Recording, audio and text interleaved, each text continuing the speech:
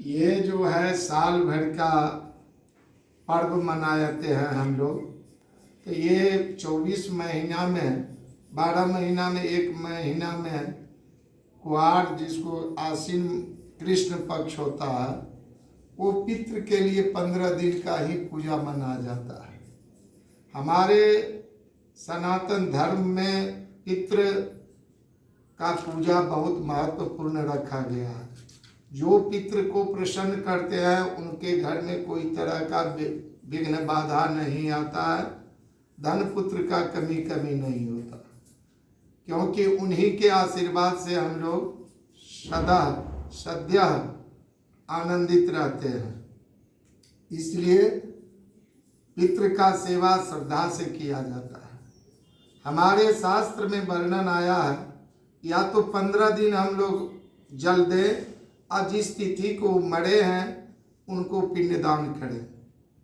यदि हमको मालूम नहीं है तिथि, तो अमावस के दिन, अब इसमें समय लोग बर्बाद नहीं करना चाहता है कि हम 10-5 मिनट एक चुरुआ जल देंगे, उनको नहीं करके जिस तिथि को रहता है या तारीख से रहता है वो तारीख को जल दे करके अपना बाल मुड़ा करके कर लेते हैं।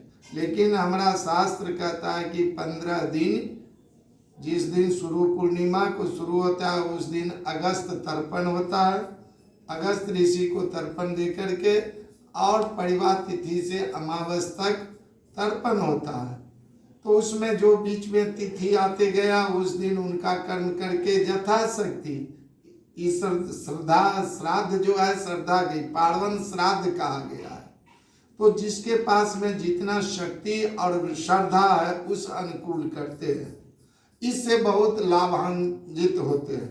किसी किसी के घर में देखिएगा कि पितृ दोष हो जाता है, तो पितृ दोष हो जाने से वो सदा दुखी रहता है, कितना हो कमाएगा उसके घर में कोई तरह का शेष वंश नहीं होता, आपस में कलह रहता है, बिना मतलब के व्याधि रोग से ग्रसित रहता है। इसलिए पितृ को प्रसन्न करना, क्योंकि आत्मा और परमात्मा में कोई अंतर नहीं है। ईश्वर अंश जीव अविनाशी, हमारा श्वास जो है वही तो ईश्वर है। ईश्वर को कोई नहीं देखता, उसी तरह हम आत्मा को नहीं कोई देखा। लेकिन आत्मा न मरता है, इसको न अग्नि जलाता है, न हवा सुखाता है, न पानी गलाता है, ये अमर है।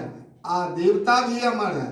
तो ये आत्मा परमात्मा का मिलन होता है। जैसे हम लोग भगवान को पूजा करते हैं, प्रसन्न होते हैं, आशीर्वाद बड़ी पूजा करते हैं भगवान को। आज तक किसी को कोई नहीं, देवता 5 लाख नहीं दिया हाथ में कि बेटा तू बहुत पूजा किया इतना पैसा लो, लेकिन वो माध्यम कर देते हैं, उससे संपन्न हो जाता है। उसी तरह अपने पितृ को जो पूजा करते प्रसन्न करते हैं वो आशीर्वाद देते हैं, उनको कोई तरह का कमी नहीं होता है।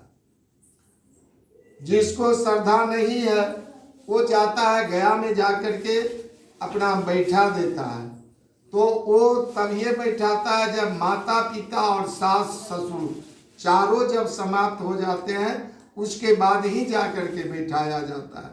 उसमें कोई बाकी है तो नहीं, दोनों पति पत्नी जाकर के वहां श्राद्ध गया श्राद्ध करके आता है। फिर घर पर में आकर के गंगा स्नान होता है, दान होता है, सत्यनारायण भगवान का पूजन होता है, और यथाशक्ति जिसको जितना सामर्थ्य है उसको भोजन कराता है। इससे उनको कल्याण होता है।